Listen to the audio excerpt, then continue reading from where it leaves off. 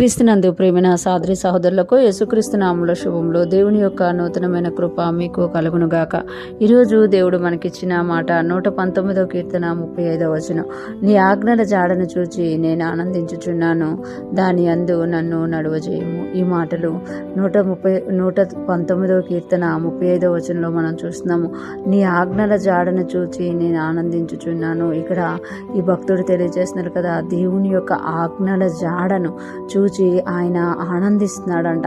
అంటే దేవుడిచ్చిన ఆజ్ఞలను బట్టి, ఆ యొక్క జాడను బట్టి, అంటే ఆ ఆజ్ఞల్లో నడుచుకుంటుంటే కలుగుతున్న ఆ యొక్క జాడ ఉంటుంది కదా, ఆజ్ఞల మార్గంలో వెళ్తున్నప్పుడు అది చూచి, అంటే ఆ ఆజ్ఞలు ఎంత ప్రెషియస్గా ఉన్నాయి, ఎంత ప్రశస్తంగా ఉన్నాయి, ఆ ఆజ్ఞలు ఎంత నీతిగా జీవించేటట్టు చేస్తున్నాయి, దేవునికి ఎంత దగ్గరగా తీసుకెళ్తున్నాయి అని ఆ జాడలను చూసినప్పుడు ఇక్కడ ఈ యొక్క భక్తుడంట ఆనందిస్తున్నాడంట. నేను ఆనందించుచున్నాను అని తెలియచేస్తూ ఇంకా దేవునికి మనవి చేసుకున్నాడు కదా, దాని యందు నన్ను నడువజేయుము, దాని యందు నన్ను నడువజేయుము, నీ ఆజ్ఞల జాడలలో, నీ ఆజ్ఞల మార్గములలో నన్ను నడువ చేయుము. ఎందుకు అనంటే నేను మళ్ళీ ఎటు అటు వెళ్ళిపోవద్దు. నువ్వు ఏదైతే ఆజ్ఞాపించావో, నువ్వు ఏదైతే మాట ఇచ్చావో, నీ యొక్క ఆజ్ఞల ప్రకారము నేను నడుచుకోవాలి అని ఇక్కడ ఈ భక్తుడు తెలియజేస్తున్నారు. ఆ యొక్క ఆజ్ఞల ప్రకారము నడవ చేయుము అంటే రిక్వెస్ట్ చేసుకుంటున్నారు దేవుడు అన్నమాట.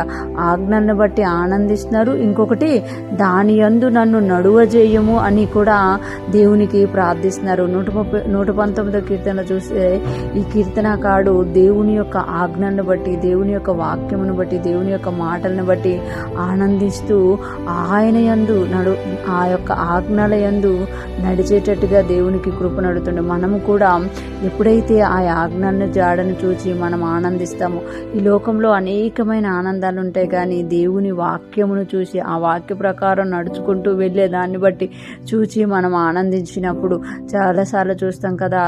ఈ క్రిస్మస్ సీజన్లో తూర్పు దేశంలో ఉన్న జ్ఞానులు ఎప్పుడైతే ఆ నక్షత్రమును చూచారో, ఆ జాడను, ఆ నక్షత్రం చూపించే దారిని పట్టుకొని వాళ్ళు యెరూషలేమునికి పయనం అవడమే కాకుండా ఆ యొక్క జాడలో వారు ఎప్పుడైతే యెరూషలేమునికి వచ్చినప్పుడు వాళ్ళ సొంత జ్ఞానమును బట్టి తప్పిపోయిన మరలా వారు ఆ రాజగృహం నుండి బయటకు వచ్చినప్పుడు మరలా వారికి ఆ నక్షత్రము త్రోవ చూపించేది. ఎప్పుడైతే ఆ నక్షత్రము మరియా ఇంటి వరకు వచ్చి ఆ యేసు ప్రభువుని చూశారో వాళ్ళు ఆనందించారన్నమాట.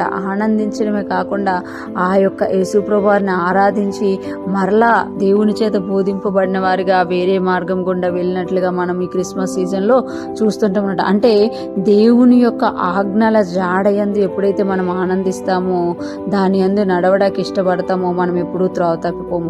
ఎందుకు త్రోవ తప్పిపోయాము అనంటే ఆయన ఆజ్ఞలు అంత విలువైనవిగా ఉంటాయన్నమాట. ఈరోజు ఫ్రెష్ మనం వింటున్న ప్రతి ఒక్కరము కూడా ఈ భక్తుడిలాగే, జ్ఞానుల్లాగా మనకు దేవుడు ఇచ్చిన ఆజ్ఞల్ని అనుసరిస్తూ, ఆ నక్షత్రమును చూస్తూ, వాక్యమును చూస్తూ మనం ఎప్పుడైతే ఆ జాడను వెతుక్కుంటూ నడుస్తామో, మనం ఆనందిస్తామో, అప్పుడు దేవునికి మహిమకరంగా జీవిస్తాము. ఈ లోకంలో అనేక మందికి ఆశీర్వాదకరంగా జీవిస్తాము. అటువంటి గొప్ప కృపనిచ్చిన దేవునికి స్తుతులు చెల్లిస్తూ ఆయన్ని హత్తుకుంటూ ముందుకు సాగిపోదుము గాక.